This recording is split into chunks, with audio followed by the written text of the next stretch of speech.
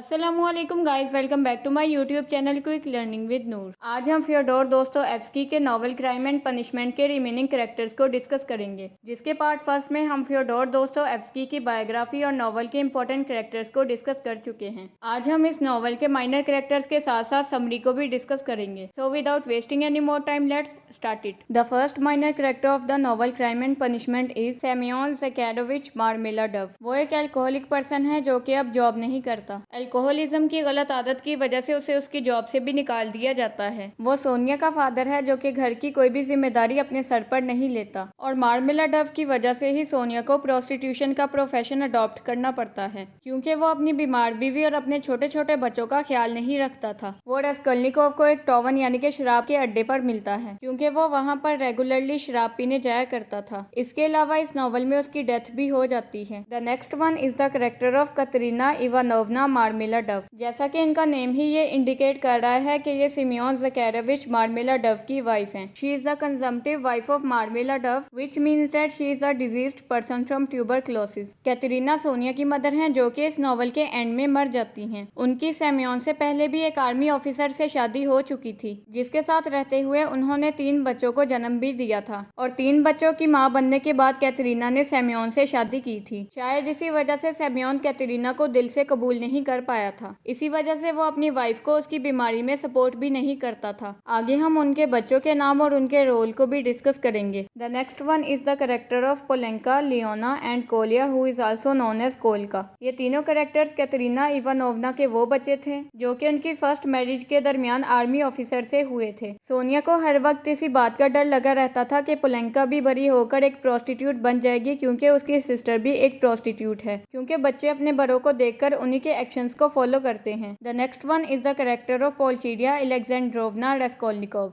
पोल्चेरिया Raskolnikov की mother हैं जो कि इस नॉवल के मेन प्रोटैगनिस्ट होने के साथ साथ एंटेगनिस्ट का रोल भी प्ले करता है। वो इस नॉवल के एंटेगनिस्ट का रोल तब प्ले करता है जब वो एक पॉन ब्रोकर एलियोना इवानोवना का मर्डर कर देता है, और उसे इस बात का जरा भी एहसास नहीं होता कि वो एक बहुत बड़ा गुनाह कर चुका है। वो अपने बेटे रास्कोल्निकोव से बहुत ज्यादा प्यार करती हैं, मगर हर वक्त अपने बेटे की मूडी नेचर और इंटेलेक्चुअल एबिलिटी से खौफजदा रहती हैं। उन्हें अपने बेटे पर इतना ज्यादा प्राउड होता है कि उनका दिल ये कभी भी एक्सेप्ट नहीं कर पाता कि उनके बेटे ने किसी का कत्ल कर दिया है। The next one is the character of Zossimov. Zossimov वो डॉक्टर है जो कि रास्कोल्निकोव की बीमारी के दौरान उसका ख्याल रखता है। The most important minor character of the novel is Alyona Ivanovna. Alyona Ivanovna इस नॉवल में एक क्रूअल पॉन ब्रोकर का रोल प्ले करती है। A pawn broker is an individual or business that can be in the form of a pawn shop that offers secured loans to people with items of personal property used as collateral। यानी कि pawn broker ऐसे शख्स को कहते हैं जो लोगों से उनकी कीमती चीजें गिरवी रखवाकर उन्हें पैसे उधार देता है, और अगर वो वक्त पर कीमत अदा नहीं करते तो वो उनकी कीमती चीजें भी हड़प कर लेता है। इसी तरह का बिहेवियर एलियोना इवानोवना का अपने कस्टमर्स के साथ ऑब्जर्व किया जा सकता है। एलियोना एक बहुत ज्यादा सेल्फिश और रिच लेडी थी जो कि गरीब लोगों के साथ बिजनेस करके उनका नुकसान करवाती थी। एलियोना इवानोवना एक क्रूअल पॉन ब्रोकर होने के साथ साथ लीजा वियाता की सिस्टर भी थी। The next one is the character of Porfiry Petrovich, जो कि एक बहुत ज्यादा इंटेलिजेंट और क्लेवर पर्सन होता है। वो इस नॉवल में एक मजिस्ट्रेट का रोल प्ले करता है। मजिस्ट्रेट एक हाई रैंक्ड ऑफिसर का टाइटल होता है। पेट्रोविच उस क्राइम का इंचार्ज है जो कि रास्कोल्निकोव ने किया है, और वो रास्कोल्निकोव के किए गए मर्डर की भी कंप्लीट इन्वेस्टिगेशन करता है। पेट्रोविच क्राइम इन्वेस्टिगेटिंग डिपार्टमेंट यानी कि CID के मोस्ट इंपॉर्टेंट ऑफिसर्स में से एक है। The second last character of the novel is Luzhin, who is also named as Pyotr Petrovich. वो एक नैरो माइंडेड यानी कि तंग ज़हन आदमी है। अगर उसके प्रोफेशन की बात की जाए तो वो एक गवर्नमेंट डिपार्टमेंट में एक मामूली सा क्लर्क है जो कि बहुत ज्यादा कंजूस है और पैसों को खर्च करना पसंद नहीं करता। वो एक पुअर लेडी से शादी करना चाहता है ताकि उसकी पॉवर्टी के थ्रू उसे एक्सप्लॉइट कर सके। इसी वजह से वो रास्कोल्निकोव की सिस्टर दुनिया के साथ एंगेजमेंट भी करता है जो कि एक पुअर फैमिली से बिलोंग करती है, मगर दुनिया बाद में इसे रिजेक्ट करके रजुमिखन से शादी कर लेती है। The last minor character of the novel is Nastasya, जो कि रास्कोल्निकोव की मेड है और उसे खाना और चाय देने का काम करती है। वो रास्कोल्निकोव की बीमारी के दौरान भी डॉक्टर के साथ मिलकर उसका अच्छा ख्याल रखती है। इसी के साथ इस नॉवल के कैरेक्टर्स खत्म होते हैं। हमने क्राइम एंड पनिशमेंट के मेजर कैरेक्टर्स के साथ साथ माइनर कैरेक्टर्स को भी कवर कर लिया है।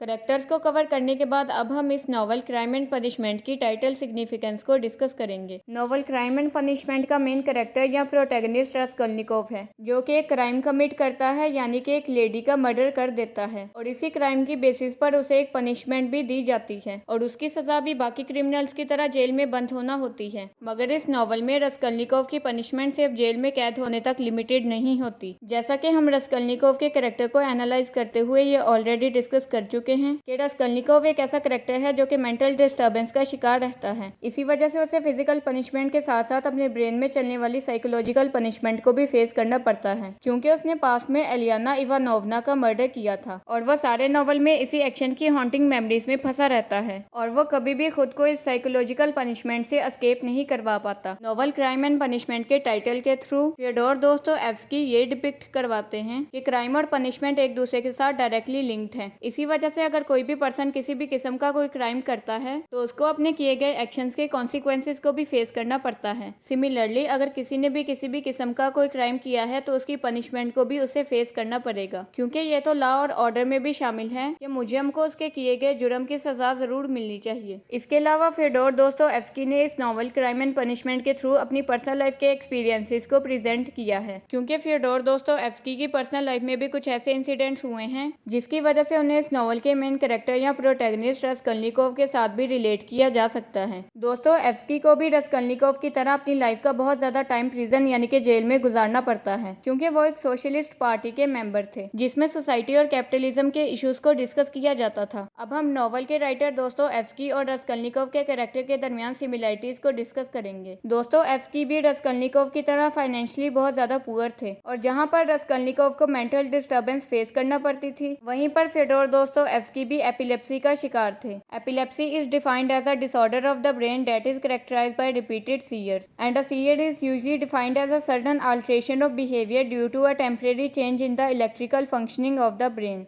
यानी कि ब्रेन के फंक्शन में टेम्परेरी चेंजेस आने की वजह से जो ह्यूमन अपना बिहेवियर चेंज करना शुरू कर देते हैं उसी को सीयर कहा जाता है। और एपिलेप्सी ब्रेन के ऐसे डिसऑर्डर यानी कि खराबी को कहते हैं जिसमें बार बार यानी कि रिपीटेडली सीयर्स आते हैं। तो इससे ये प्रूव होता है कि दोस्तोयेव्स्की और रास्कोल्निकोव दोनों साइकोलॉजिकल डिस्टर्बेंस का शिकार थे। इसी वजह से साइको एनालिसिस या साइकोलॉजिकल इश्यूज इस नॉवल के प्रोमिनेंट थीम्स में शामिल है। रास्कोल्निकोव की लाइफ भी दोस्तोयेव्स्की की लाइफ की तरह प्रॉब्लम्स और सफरिंग से भरी पड़ी थी। दोस्तोयेव्स्की ने रास्कोल्निकोव के कैरेक्टर में अपना पर्सनल टच दिया है, जो कि इस नॉवल की फेम की एक बड़ी वजह है। रास्कोल्निकोव भी दोस्तोयेव्स्की की तरह एक इंटेलिजेंट और क्रिएटिव पर्सन है, क्योंकि वो उबरमेंश की थियोरी पर बिलीव रखता है, जबकि फ्योडोर दोस्तोयेव्स्की अपनी क्रिएटिव पावर को यूज करते हुए क्राइम एंड पनिशमेंट जैसे वर्क्स को क्रिएट करते हैं। और इस नॉवल में रास्कोल्निकोव के कैरेक्टर पर साइको एनालिसिस की थियोरी को भी अप्लाई किया जा सकता है। Psycho means brain while analysis means deep study. Psychoanalysis can be simply defined as a deep study of human psyche, यानी कि ह्यूमन माइंड की फंक्शनैलिटी को डिटेल से डिस्कस करने को साइको एनालिसिस कहा जाता है। Psychoanalysis is also a type of treatment that is based on the theory that our present is shaped by our past. Psychoanalysis इस theory पर बिलीव करता है कि हमारे पास्ट के थ्रू ही हमारे प्रेजेंट को शेप दी जाती है, यानी कि पास्ट की मेमोरीज के बगैर हमारे प्रेजेंट की कोई भी वैल्यू नहीं रहती। साइको एनालिसिस को हम अपने अपकमिंग वीडियो लेक्चर में डिटेल से डिस्कस करेंगे। और अगर दोस्तोयेव्स्की और रास्कोल्निकोव के फैमिली बैकग्राउंड को कंपेयर किया जाए तो जैसा कि हम ऑलरेडी डिस्कस कर चुके हैं कि दोनों का फैमिली बैकग्राउंड भी सेम था और दोस्तोयेव्स्की की तरह रास्कोल्निकोव ने भी अपनी लाइफ का बहुत सारा टाइम जेल में गुजारा और लाइफ की इन्हीं हार्श और बिटर मेमोरी से तंग आकर दोस्तोयेव्स्की ने क्राइम एंड पनिशमेंट जैसा नॉवल लिख दिया, जिसमें रशिया के रियल या ट्रू सिचुएशंस, इंसिडेंट्स और इवेंट्स की डिपिक्शन की जाती है। इसके अलावा इस नॉवल में 1860s का टाइम पीरियड और सेंट पीटर्सबर्ग की सेटिंग रखी गई है और उस टाइम में ये सारी प्रैक्टिसेस सेंट पीटर्सबर्ग रशिया में बहुत ज्यादा कॉमन थी। इसी वजह से इस नॉवल को एक साइकोलॉजिकल रियलिज्म भी कंसीडर किया जाता है, क्योंकि इस नॉवल में रियलिस्टिक वे में कैरेक्टर्स की साइकी को रीडर्स के सामने प्रेजेंट किया जाता है। फ्योडोर दोस्तोयेव्स्की इस नॉवल में सोसाइटी की हिपोक्रेसीज और पॉलिसी को भी हाईलाइट करता है। इसके अलावा इस नॉवल में कुछ पॉलिटिकल और फिलोसॉफिकल एलिमेंट्स पर भी फोकस किया जाता है। फ्योडोर दोस्तोयेव्स्की की बायोग्राफी, नॉवल के की फैक्ट्स, टाइटल, सिग्निफिकेंस, मेजर और माइनर कैरेक्टर्स को हमने अपने फर्स्ट 2 वीडियो लेक्चर्स में कवर कर लिया है। नेक्स्ट वीडियो लेक्चर में हम इस नॉवल की डिटेल समरी को डिस्कस करेंगे। इस नॉवल के पार्ट फर्स्ट का लिंक भी नीचे डिस्क्रिप्शन में प्रोवाइडेड है, जिससे आप हेल्प ले सकते हैं। So that's all for today's lecture. Thank you so much for watching this lecture. अगर वीडियो आपके लिए इन्फॉर्मेटिव थी तो वीडियो को लाइक शेयर करके एक अच्छा सा कमेंट भी कर दें। अगर आपने अभी तक चैनल को सब्सक्राइब नहीं किया तो इसी तरह की इन्फॉर्मेटिव वीडियो लेक्चर्स के लिए चैनल को सब्सक्राइब करके बेल आइकन को प्रेस कर दें। एक्स्ट्रा इन्फॉर्मेशन के लिए आप मेरी फेसबुक आईडी को भी फॉलो कर सकते हैं। न्यू टॉपिक्स की सजेशन भी आप नीचे कमेंट सेक्शन या कम्युनिटी टैब में दे सकते हैं। तो अपना बहुत ज़्यादा ख्याल रखिएगा, मुझे अपनी दुआओं में याद रखिएगा। इंशाल्लाह we will meet in the upcoming video lecture. Take great care of yourself and your family. अल्लाह ताला आप सबका हामी नासिर हो। अल्लाह हाफिज़।